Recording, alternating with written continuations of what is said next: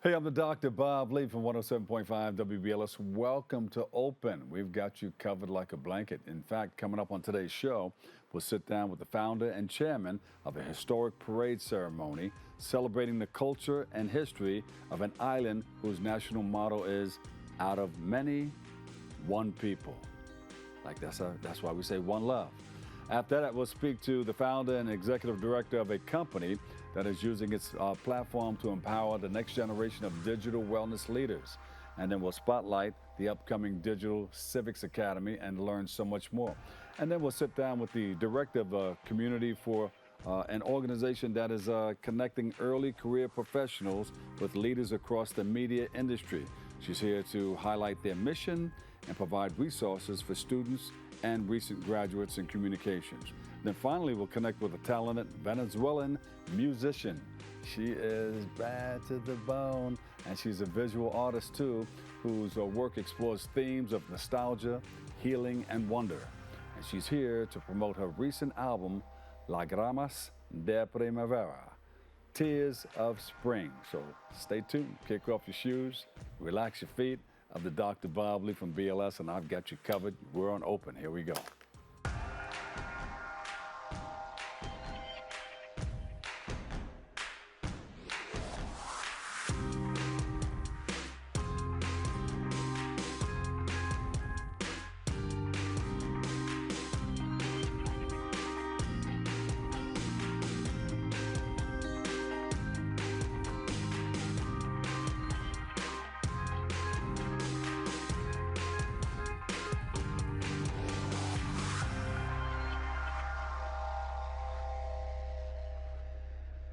We are together, moving together in the same direction for a common cause. Welcome, welcome, welcome. Hey, everybody, I'm the host, the Dr. Bob Lee, and you're watching Open. It's that live interactive program that brings the Bronx and New York City straight to your TV set. Stay connected to us through social media at Bronxnet TV. Leading things off, our first guest is the founder and chairman of the historic Jamaica Rising Day Parade. Now, you're hearing this for the first time because we are just leaking out the information to you. The first U.S. parade dedicated exclusively to Jamaicans, Jamaica's culture and civic legacy. And he joins us to preview the annual event and reflect on how it honors the past, celebrates the present, and inspires the future. In order to know where you're going, you got to know where you are, know where you've been, to know where you're going. So please welcome to the show, Dr. Bill Tinglin. Welcome, welcome, welcome. Thank you so very much. Nice to see you again. Appreciate it. Yes. So I know you've been working on a lot of things throughout the years. Now, what inspired you to come up with a parade like this, the Jamaican Day Parade? Jamaica has a fantastic brand, a very small island, yes, but yet such an admirable, such a fantastic cultural setting that it has in propagating the fullness of earthly strength to the world. So I said to myself, and I share with others, all the other countries, they have their parade. What's going on with Jamaica? So we got together with Dr. Clark, meaning Dr. Una Clark. Yeah. She's the initiator, Jamaican, of many things. So I consulted with her, and she gave me some specific directions of what to do and how to do it. So the grain of that seed started with the conversation with her, and here we are now. So the great writer says, yes, Bob, that everything begins in a seed form and That's grows right. into an experience. That's right. You know, So, years ago, I was with Uno Clark, and we did something at, I think he was Councilman Comrie at the time. Yeah, of course, he's a senator now. But she made me an honorary Jamaican. Yes. Way back then. Yeah, I got the pictures. I sent it to her daughter a while ago. She said, "Oh, this is a beautiful picture." So we're all dressed nicely, you know, in the Jamaican colors and everything. Very nice. So I know of Una Clark and her daughter, Yvette Clark, the senator. Yes. Yes. He's a congressman. A congresswoman, right. So this is supposed to take place in August 8th. August 8th, 2026, initiating from Bob Marley Way, which is Church Avenue. Church Avenue. Yes, sir. Yes. Going north on Flatbush Avenue, and it's making a slight right on Empire Boulevard, and going up on Washington. We'll be in the Dr. McNair Park on Classen and Washington and Eastern Parkway, which is perpendicular. Right. And then at the end of the parade, what do we have? At the end of the concert parade, stage? yes, sir. In the park itself, we'll have a fantastic DJ and people and dancing, just settling in the vibes of the tune. Well, Dr. Tinglin, you can't forget about that food, the smell, the taste. Yes, indeed. Jamaica, as you know, they have the phenomenal dishes. Anywhere you go, you'll always have the taste, the smell, the feel. I got to taste that patty and that cocoa bread. Yeah. Yes, sir. That's what I'm talking about. The breadfruit, all of that stuff. Breadfruit, yes, sir. And in the morning, maybe we'll start off with some ackee and saltfish. Yeah, well, yes. Matter of fact, Dr. Lee, we are having breakfast at 8 o'clock in the morning at the Caribbean Chamber of Commerce building on Caton Avenue in Brooklyn. All right. So it starts at 8 o'clock in the morning. We want everyone to be able to join us. You can always visit us online, which is JamaicaDayParade.org. JamaicaDayParade.org. We want you there. Look, this is Jamaica's very first day of celebration when it comes to we say Jamaican Rising Day Parade, but the first Jamaican parade in the United States, initiating in New York from Bob Marley Way all the way up. We want that area, Flatbush Avenue, to be packed with people from all over. Yeah. Travel from Canada, Florida, wherever you are, we want you there. Yeah, well, you know, when people hear about it and, they're going to want to experience the colors and all the things I spoke about a little while ago, the smells, the taste of the foods and all of that. Now, we have a theme this year, right, for the first one? Which one is that? What is it? The theme that we have stems from the one love, one people, one vibe. That's the real theme of the and there are others, but that's the specific theme. How important is it for you to connect with this event and connect our young people to it? Because sometimes in many different cultures, especially within New York City, sometimes the culture gets watered down somewhat, you know? Yeah, Jamaica is a leading brand country internationally. So the great writer says that if you have it and you know that you have it but you don't use it, you are going to lose it. So what is the purpose of having it and not using it? Hence, what the plans for us is that we're initiating this first stage to be able to have after-school program, cultural development, music, to be able to intertwine, to intellectualize, to educate the young people about Jamaica. So the initial stage is not only a parade, but it will be an academic training, emotional, intelligence, strategic plan to lead the cultural Jamaicans into the future. So when we're gone, it will continue. But we must start now. Yeah. Now, you've heard of Harlem Week. Yes. That started out as a couple of days, maybe on the weekend, or a couple of things leading up to the weekend. They called it Harlem Week. That was in front of the Harlem State Office building. Yes. Do you see this like in the future, about it going beyond a single day, maybe 2 and 3 days, or maybe even a week? Yeah. And I not only say that, but we hope to develop a strong constituents. Why? Because just like how the Israeli Day Parade, how they have settled in to create many entities, such as the voting bloc, such as a commonality of supporting their country. Yeah. We want to be able to do the same thing. You know, there are thousands of Jamaicans out of Jamaica, and giving back is important. Yeah. I've always said, Brother Bob, you take a Jamaican, you put them anywhere in the world, and they will produce. So we are taking that level of that grain of seed that is planted now with the expectation 2027, 2028, 2020. So every year we get stronger and stronger and better and strategic. Because we want to develop a constituents, a strong order of thinking, a strong order of development, economic rising, a strong order of developing our hospital setting there in Jamaica to create an better exchange program. Yeah. Put us greater on the map that we are now. Jamaicans, as you know, we have a lot to offer to the world. Excellent. Yeah. How many elected officials are part of it? Oh, we have quite a few. Yeah. Of course, Congresswoman Clark, we have council members, we have senators, we have quite a few people will be joining us in this operation. Bronx DA, Brooklyn DA, Queens DA, they all be a part of this operation. And then you have a couple of grand marshals. There's always a grand marshal in the parade, or a few of them. Yes, Congresswoman Clark will be one of our grand marshal. Una Clark? No, the daughter. Oh, the daughter. Yes. Yeah. Yes. Una will be there also, but as you know, Una is retired. Yeah, we'll put in one of the cars. She's going to wave, you know. Yes, of course. And we'll have quite a few others who will be sharing the strength of who they are and how well they represent Jamaica. Yeah. Now, you got into the UN. Talk about the UN Sustainable Development Goals. Oh, okay, yeah. I'm a speaker at the United Nations.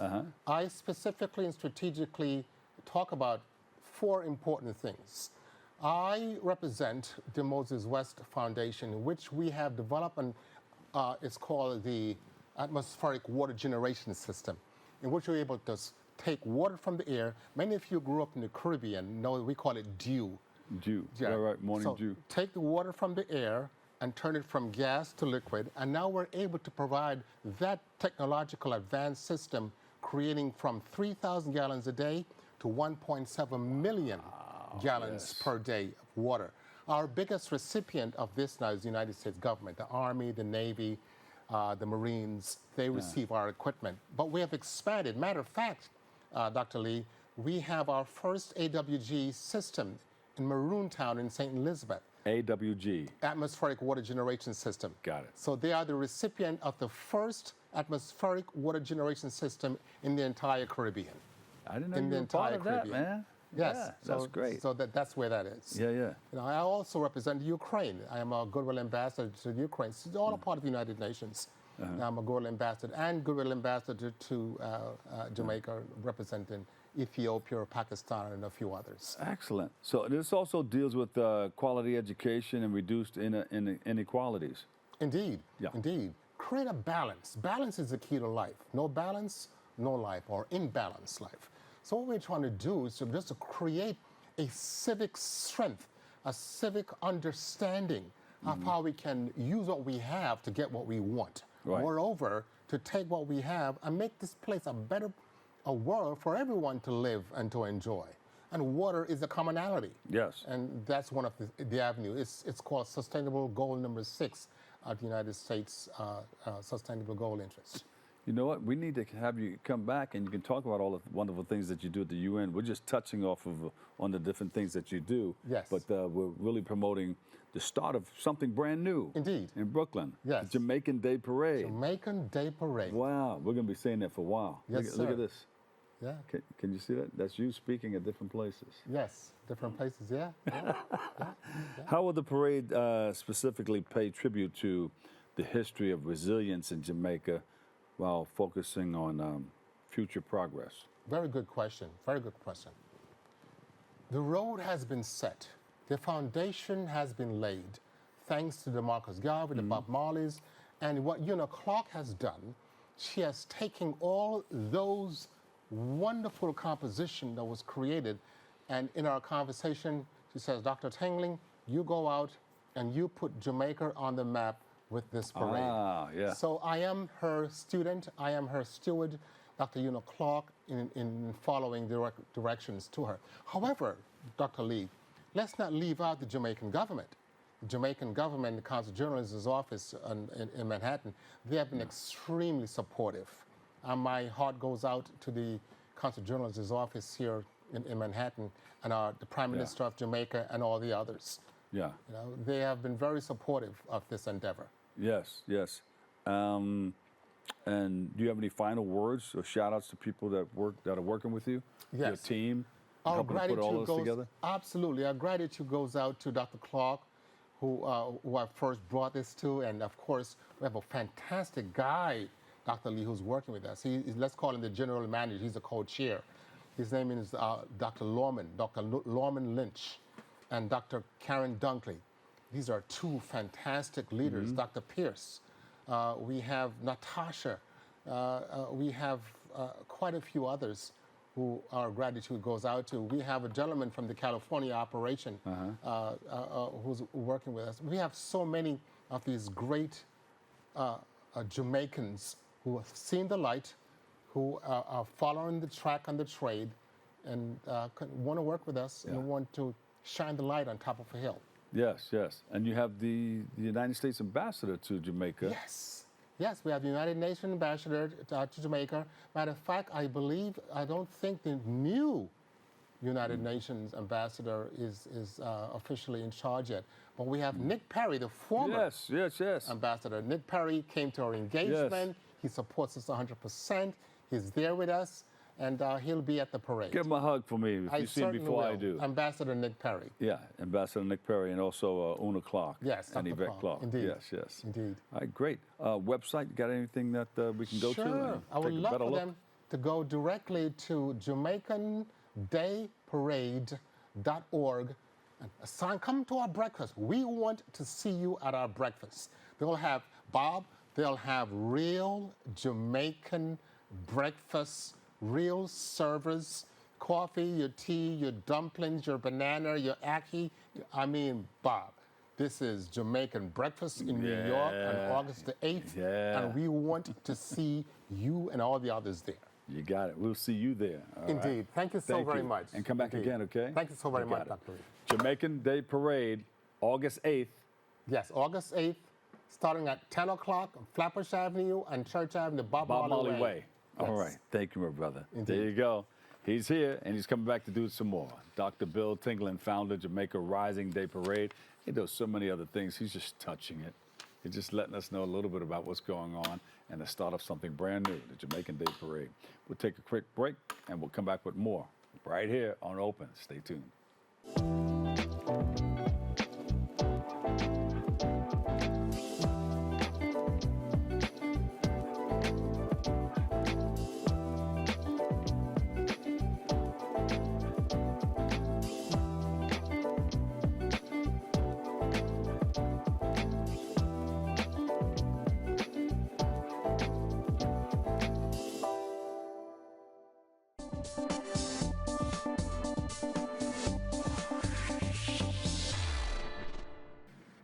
And welcome back. You know, our next guest is the founder and executive director of Half the Story.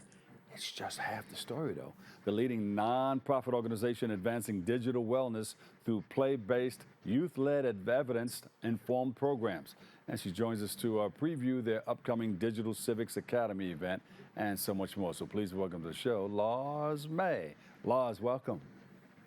Thank you for having me. Happy Monday. Yes, happy Monday, happy Tuesday, Wednesday, all throughout the week, and 24 hours a day, 7 days a week. So tell us a little bit about yourself and how you got started and what you're doing.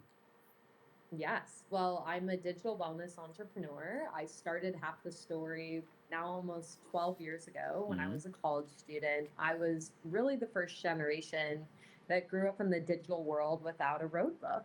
And now at this critical turning point, Half the Story has gone from what was a college dorm room project to explore what the other side of social media was into a global nonprofit to educate and empower the next generation of youth that would typically get left behind with technological innovation to ensure that they become the superheroes of the digital world and not the victims. Wait, where did it come from? How did you start it? And where did the idea come from?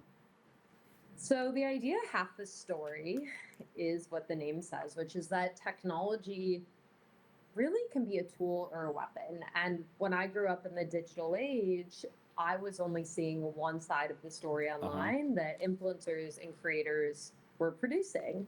And it got me really curious after almost losing my own life to mental health challenges. What role does technology play in shaping our own mental well-being, physical well-being, spiritual well-being, and how is that going to play out in the next generation? So I really spent the last decade building evidence-informed, play-based education, so working in school and after school, partnering with the governor of New York on phone-free schools to help empower kids to go from a fear-based narrative around screens into one where they can recreate spaces for social connection and screen-free fun.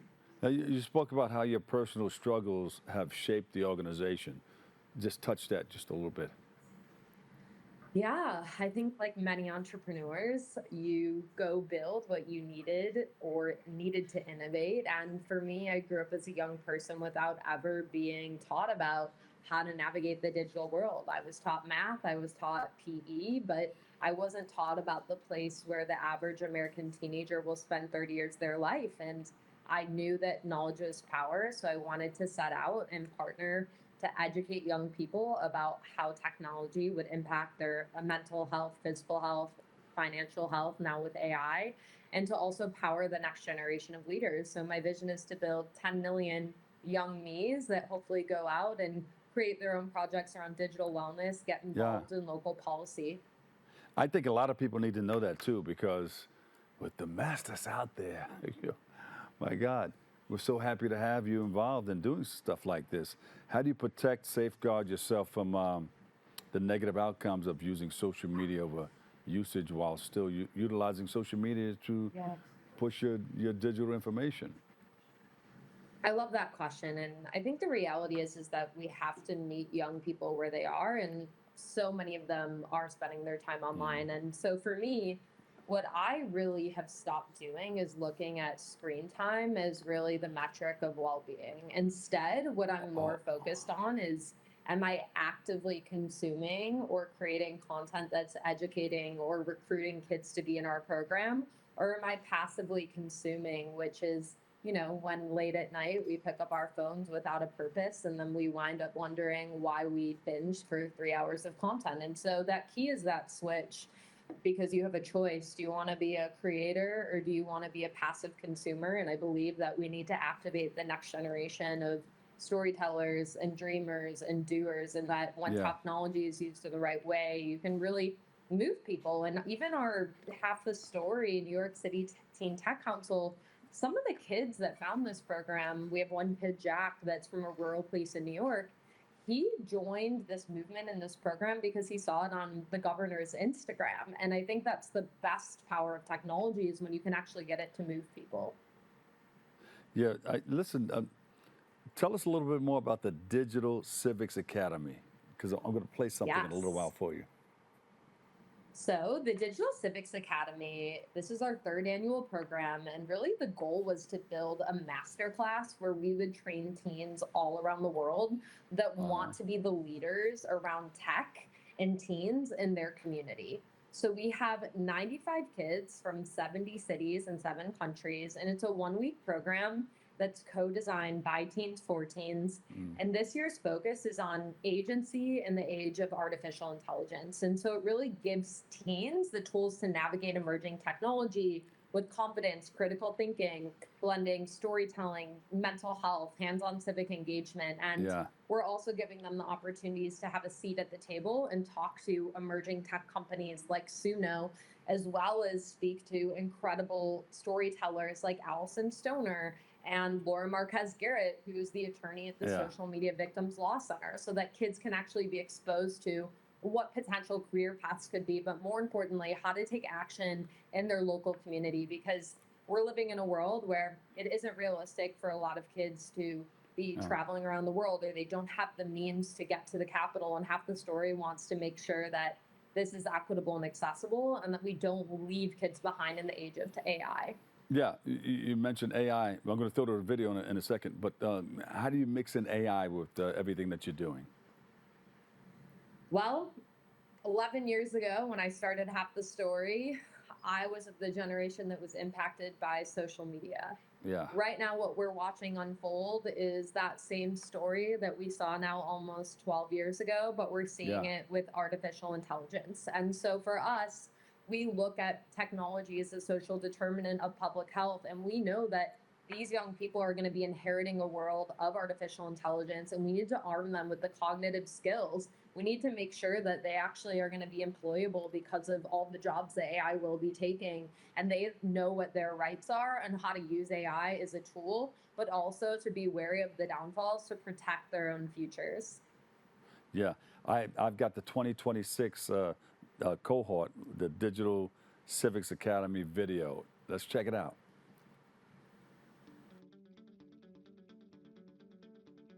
Hi, I'm Adia. I'm 17. I'm from Dallas, Texas. My name is Benjamin Burgess. I'm 16 years old and I'm from New Jersey. Hi, my name is April Srack. I'm 17 and I'm coming from Cocoa, Florida. Hi, my name is Charisma Johnson. I'm 17 years old and I'm from Covina, California. My name is Alejandro Valdez. I'm 19 years old. I'm from Orlando, Florida. My name is Dalmas Kazemi and I'm 21 years old. Hey guys, my name is Johannes Lee. I'm from Redmond, Washington. Hi, my name is Simone Ton and I'm from Cincinnati, Ohio. I'm really excited about Digital Civics Academy because I think we're living in a really strange moment online where young people are constantly shaping digital spaces, but we're not taught properly how to navigate them. I'm really excited for DCA so I can learn more about advocating as a teen. I also feel especially drawn to this year's theme surrounding AI because it's been something that's really caught my interest, especially with its impact on youth mental health and loneliness. I would say I'm really excited to join the Digital Civics Academy this year, as I would really like to learn from leaders that are leading in policy and media, as well as technology, and kind of get to discuss how young people like myself can preserve our critical thinking in this running and growing age of AI. With DCA, I'm excited to research the intersection between tech and humanistic pursuit, asking questions about the tech that exists today, the ways it helps us, and how to push back when it doesn't. I look forward to working with people from all over the place to discuss ideas and innovative solutions for this issue that we are also passionate about. Larz, wow, you're doing some fantastic things. I got to let you know that we had two of your students here, Caden and Ashwin. Yeah, Endurance Prep High School. Did they tell you they were coming down? They'll tell you about it afterwards. Our stars. Yeah. So you're doing some wonderful things. Great. Now, you've been a part of many speaking engagements too, for highlighting half the story, digital wellness mission. You got the participation with the TED Talk, Oprah, Aspen Ideas, Washington Port, and so many others. Talk about those things. Well, I believe that stories have the power to change the world, and half the stories start as a small dream. But really, my main mission to share with people on all of these stages and through the partnerships we have with incredible leaders like the Oprah Winfrey Charitable Foundation is that digital wellness is the new wellness. It is the place where kids are spending more time than anywhere else. Yeah. And taking care of your digital health is just as important as brushing your teeth. So if you wouldn't let your teeth rot, why let your brain rot? Yeah, there you go. So you have a number of events coming up. Are they all in the tri-state area or throughout the 5 boroughs or what? Yes. So this summer, we have our Digital Civics Academy cohort, and we will have a group of teens in New York. We also have an office in Manhattan where we host Sunday Mondays with teens from all across the boroughs to come talk about technology and mental health. So if you're a teen, reach out to Half the Story, and we'd love to have you. But also this fall, we're continuing to expand our cohorts of youth leaders and to really help partner and have teens be the bridge between policymakers. So all of the people making laws about AI and phone-free schools and what's happening on the ground. And so we actually are going to be working with teens to host their own events in their own school communities that Half the Story helps them find the funding for or fund ourselves to ensure that we're not just taking away screens or forcing kids to use AI, but that we're actually creating screen-free spaces or screen-free homecoming to reteach kids how to be human. Because if AI is going to be replacing all the things that we think we need to learn at school, and we don't learn how to look someone in the eye and connect, we're losing the infinite awareness, which is the artificial intelligence antithesis. I would like you to come back because we need to talk about more about AI and what you think, you know, where it's going. But you'll come back soon, right? And you'll tell us all about that. We'll focus on that. I'll be there with my teens in person next time. Oh, beautiful. So website, social media, where do we go to find out more about you? Half the Story project. Half the Story. Yes, Half the Story on Instagram, or just find me at Living Like Larz. My Thank you. DMs are always open to teens and parents that have questions. Thank you so much. Larz May, founder and CEO. Half the Story. Make sure Half you the check it out. Story. Yes. Larz, thank you so much for joining us, okay? Thank you so much. Have a beautiful day. You too. We'll see you soon. All right, we'll take a quick break. I've got more Open on the way.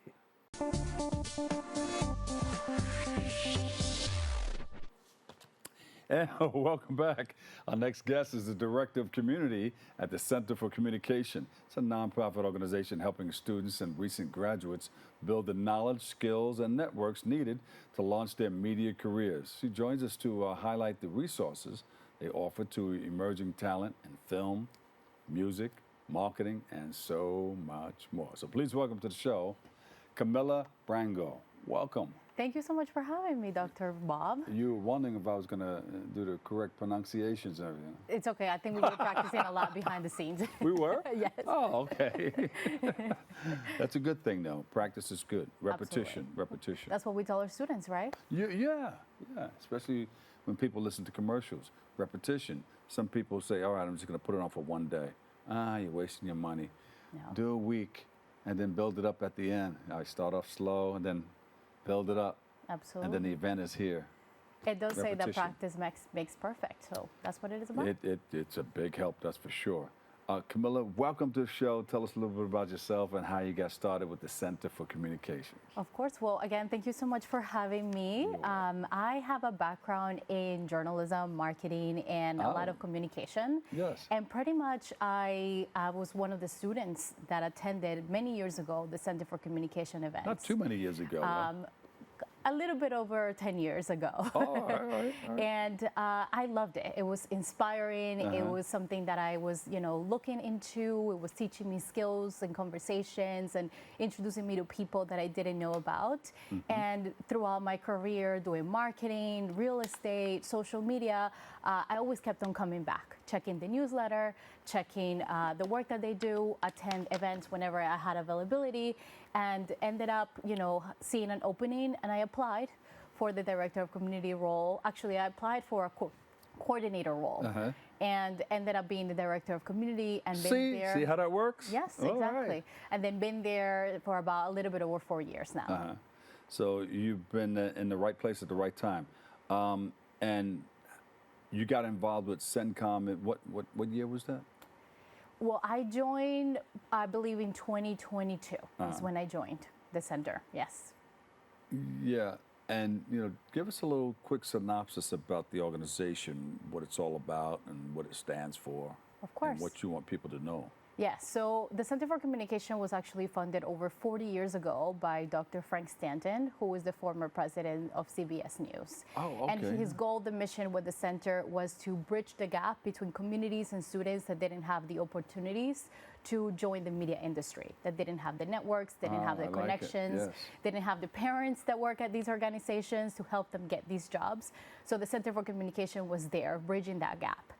And ever since then, over the years, we pretty much promote the opportunity to make sure that the students learn the soft skills like resume building, elevator pitches, how do they introduce themselves, what is the best way to approach someone when you meet them, and hear from professionals that are already at the jobs that they would love to have one day in the future, to tell them exactly what they need to do to get to those job opportunities and those careers. Yes, all right. I have a group of students that they're sitting at home watching, and they're checking you out, and then I have a group of students here, and they want to know if you can give them some tips. Give us a few tips on how to get started in this. How should we act in front of people? How should we Well, first of all, a strong handshake. Yes. And look them in the eyes. Absolutely. Yes. Making sure that you look at the person in the eye and being prepared, right?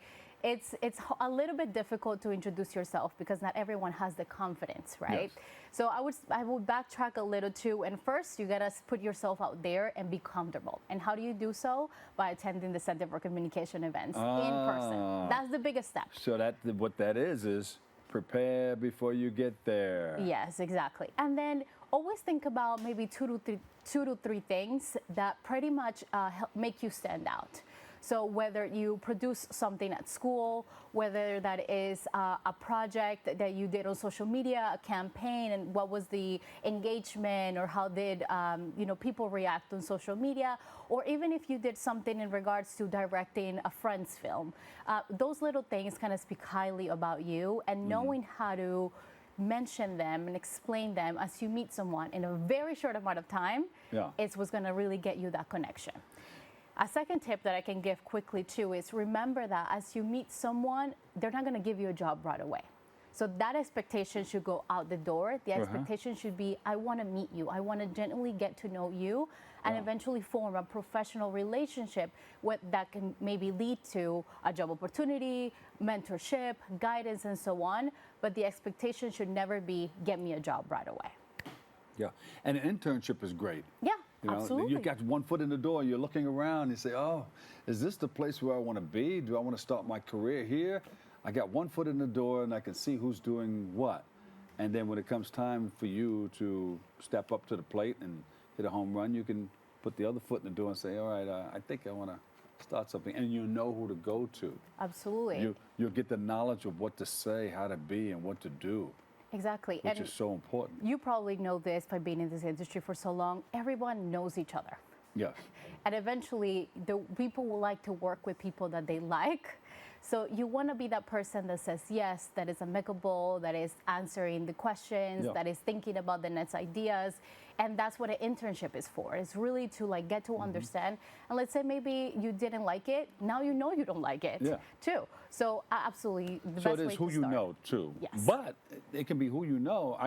You can love me and I can love you, and I still have to come to the table with something. Yeah.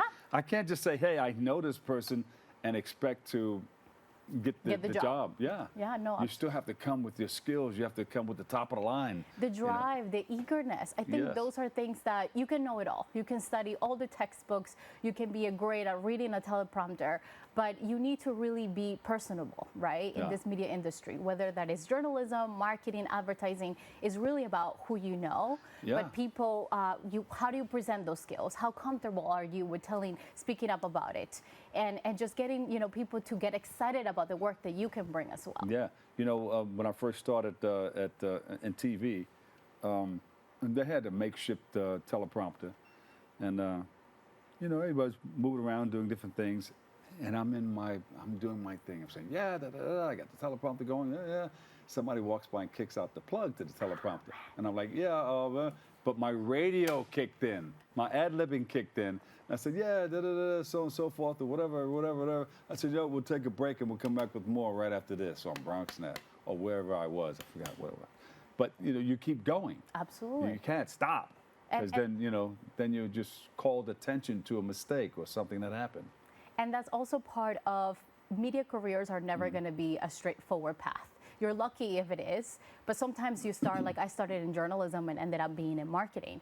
It's about pivoting and knowing how to use the skills that you have in one organization or role and shifting it into others. So that's the greatest example of all right, I'm reading the teleprompter, but I know this is what we would do on radio, and you were able to make it seem like nothing had happened. Exactly. And there was this guy called Frankie Crocker. He was a flamboyant DJ, program director, and he always told us, about three-function radio. All right, you're going to go on 107.5 WBLS. Hey, I'm Dr. Bob Lee. That's easy, right? You got that out of the way? All right, now you're going to talk about the person that you just played. All right, that was Donna Summer. And did you notice that Donna Summer has a baby bump going on? You got a little conversation going. You're in the middle. So you did your beginning, you got your middle, and now you're going to get out of it because there's another record coming up or commercials, whatever you're going to do next. So you got your ins and outs, and you got your beginning, middle, and end. And that's life, too. Look at that. I'm learning more from you, too. You're born, you get in there, you do the dance, and then, all right, I got to leave. I'll see you guys later. You're in a play. All right, you get the beginning. You're watching a movie. You got the beginning of the movie, you got the middle, and you got the end. And it's also Everything about the has a beginning, middle, and storytelling, end. right? The storytelling. Know how to tell a story, whether that is in reading data, right? It's a lot of the things that you have to do as a marketer in media. And it's about that, right? What is the beginning, the middle, and the end? Whether the data is so boring, but how can you make it into a story that is easy and quick to understand? Yes. And you can apply those three principles as Look well. at you. All right. Beautiful. Now tell us about your media podcast. Yes. So Making It Media podcast is the first ever Center for Communication podcast, which I'm very excited about. Truly, it came from an idea that our fellows, and yes, you can take it out there. You gotta go like this.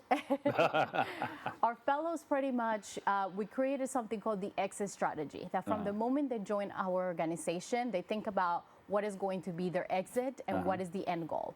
So our current fellows really showcase that they want to be producers. Yes.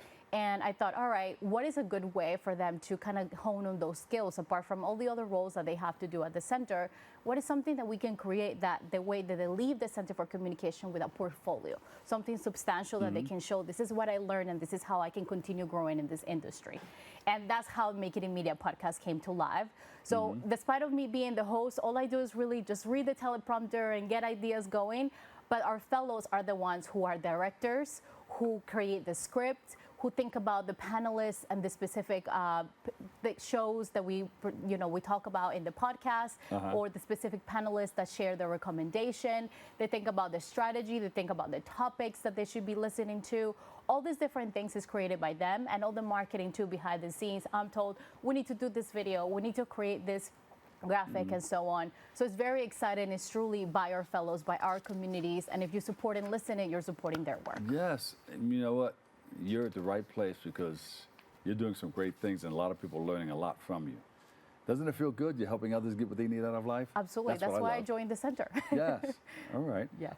Give us social media and everything that we can use to jump on and see more about what you're talking about. Absolutely. So you can follow us at centerforcommunication.org. That's where you find all of the events, all the opportunities.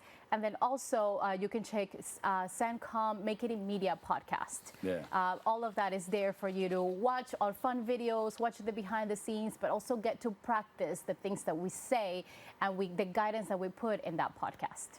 Thank you for all you do and continue to do. We appreciate you. Thank you so much for having me. I appreciate it. You got it. Is there one thing that you say when you get off the air? Is there an outro that you use? Well, no, we'll see you next time. Until next time. So not the biggest thing just yet. No, I leave it more for our panelists to give the guidance. Yeah. Some of that's good. You know, sometimes, hey, see you next time. Da-da-da-da. I'm da-da-da-da. See you. Do you want me to say it? All right. Okay, go ahead. Yeah, all right. Well, this was Camila Brango for the Center for Communication Make It in Media podcast. See you next time.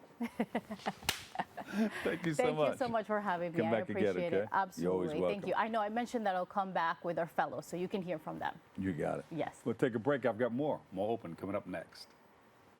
19.7% of Bronxites currently experience food insecurity. Meanwhile, instead of these nice, colorful foods, this is the best food that they have access to. If this sounds like you, there are a bunch of resources to get healthy food for free or cheap. If you want to help, you might consider donating or volunteering in one of these places. Community fridges like this one are all over the city and allow New Yorkers to conveniently donate extra food to people who might need it. Go to this link and find your nearest one.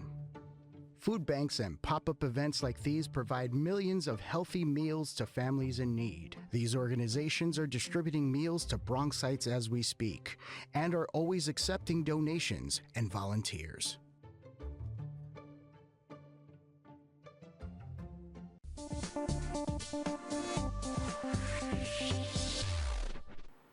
And welcome back. Our last guest is a singer, songwriter, producer, and painter from Venezuela.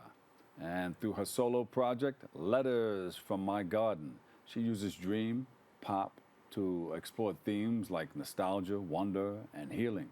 And she's here to discuss her first album called Lagrimas de Primavera, Tears of Spring. So please welcome to the show, Andrea Aguilar. Welcome. Hello. Did I say it right? Thank you for having me. Yeah, you said it right. That was perfect. There you go. First of all, sorry for everything that's happening over at the, in your country, the earthquake and everything. Do you have people there that are affected by it? Yeah, my family lives there. I still have friends, and just, seeing like the whole community suffering, it's just extremely heartbreaking. But.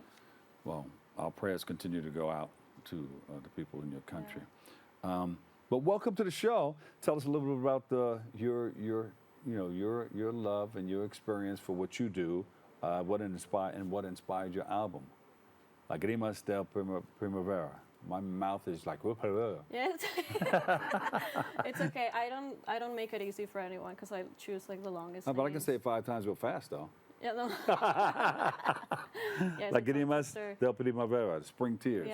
Yeah. This album came out last year in October, and it's a compilation of songs that I wrote when I moved to New York City, because I was a little depressed as one does.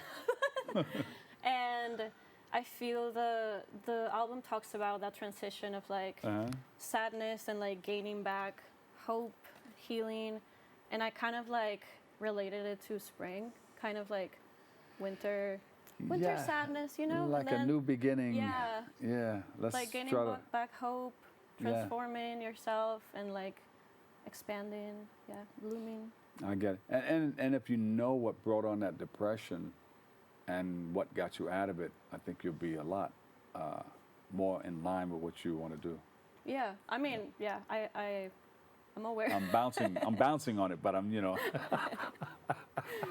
Yeah, it was a mix of things. Yeah. And as I was writing it, I could see how, as the seasons changed, kind of, like also my view on my sadness changed, and I think that's like helpful for everyone. Yeah. Just like understanding like what's happening with you, checking in with yourself, and allowing yourself to feel whatever you have to feel, but also not get stuck there, but like grow from that. Yeah, if you get stuck there, then it's a whole nother thing. It's deeper than what it should be. But permanent winter. It's good that you grab a pen.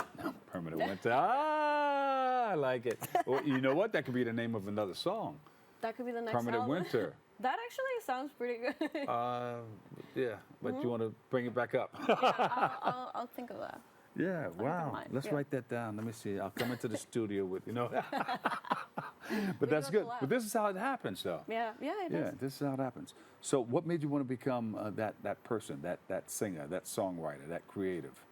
Well, I've been writing since I'm a kid. My dad's a musician, my uncle. I have in my family multiple musicians.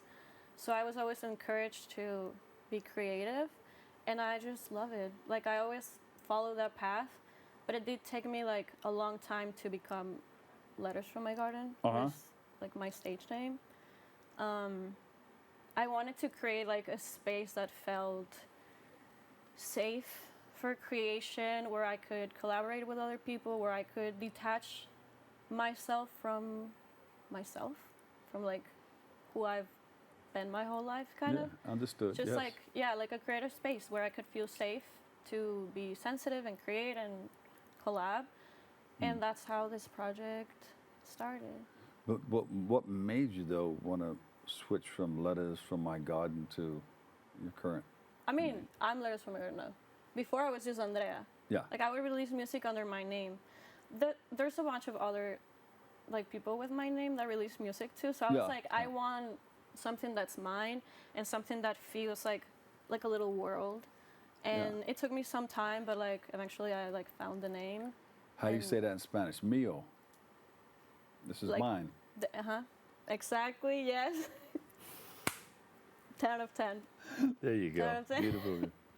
All right, so you have some songs in English and some in Spanish. What helps you decide which language to write in for your song? Yeah, I always get this question. They it's tell you, tricky. they ask you all the time. I always do. Like friends, even like everyone's asking me like, why not only Spanish? Why like not only like why about? And I'm like, I moved to the States like 11 years ago. I went to college here, and also growing up, I listened to a lot of music in English because that's what like my dad would listen to. So I feel that I was always around, that I learned how to speak English at a young age. So I naturally just like started writing in English and Spanish too. Well, so just both. Yeah, not too many, because you can. Yeah, because I can. Not so many people can, you know. Exactly. Yeah, you can do this. No, it gives me flexibility, and sometimes like some things I feel sound more poetic or better in Spanish, or some things like sound like they flow better in English. So I just like go between both. Yeah. Then you add the visual art to it. Look what we have on the screen now. Yes, those are my little animations. Looks just as good upside down as it does right side up. Yeah, I also paint as well. Yeah. Oh, good, good, good. All right, so you got art going all in, streams of income, money coming from everywhere. Money coming. That's a good thing. Yeah. So, do you go back home? You visit, or you spend most of your time here in the U.S.? I spend most of my time here. Sadly, I don't go back home as much as I would like to. Yeah. And who are some of the people that inspired you to become the person that you are today? Honestly, I feel there's like many artists I love, but it's usually like people in my family and There's musicians in your family? musicians in my family. My uncle is two of my uncles are like amazing musicians, and my mom, she's not a musician, but she's the most like resilient, like inspiring woman, and I feel like a lot of my art is inspired and just like emotion and being yourself and just like following what you feel that you should do. And I feel that I saw that. My cousin is an amazing visual artist too. So I feel my friends, there's just like the love and like the creativity around me inspires me the most. Yeah. And then you get, of course, inspiration from dream pop, alternative pop, trip pop. Yes. Talk about it. Yeah, I love like 90s music. There's a bunch of bands I love. Cocteau Twins is my ultimate favorite band. It's like a Scottish 90s band. I feel they like inspire me a lot. There's an artist called Caroline Polachek. She's more like contemporary. I love her. So yeah, I feel like usually like women that touch on very like whimsical sounds, like very like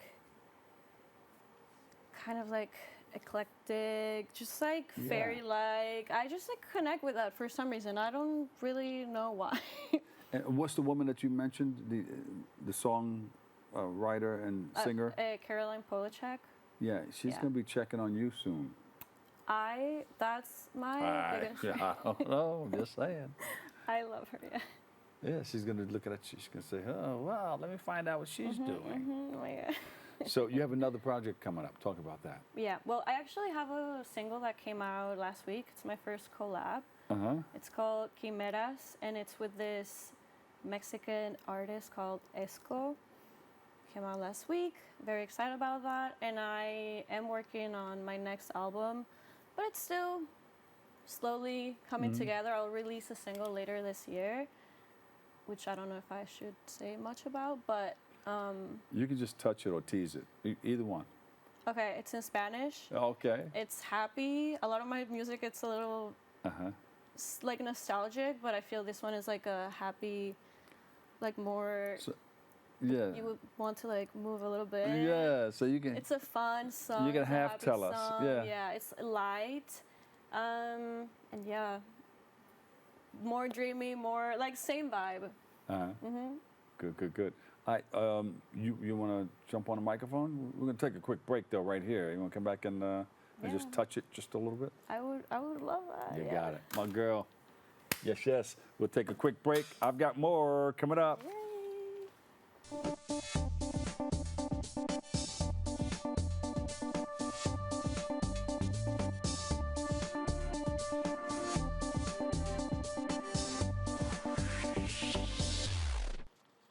Welcome back. Here's my friend.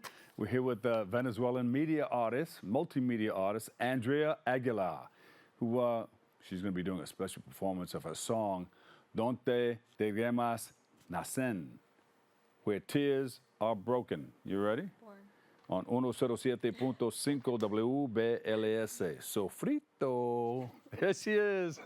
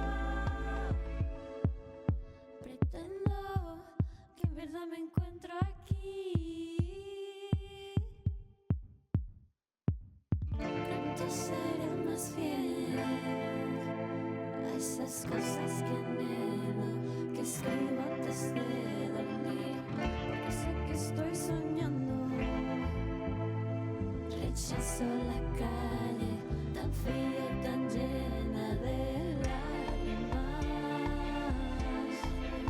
No quiero ser una sombra más. Lágrimas, quiero sentirme viva otra vez. Aquí, donde pétalos lloran por sol y falta de sed. Mientras yo vivo en invierno, no. Aquí, donde lágrimas nacen, dan vida a lo que murió. Triste sentir que te da calor.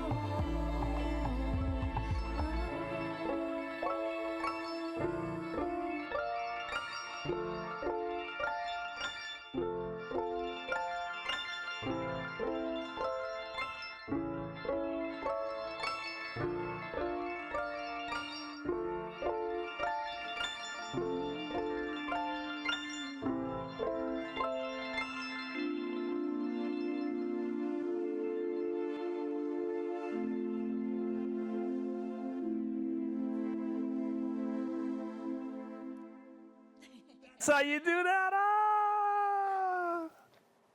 Give her a big hand at home. Thank you so much. There she is, Andrea Aguilar. I like that. In Spanish, though. And it made you go back and forth like this, like you were saying before? Yeah, all right.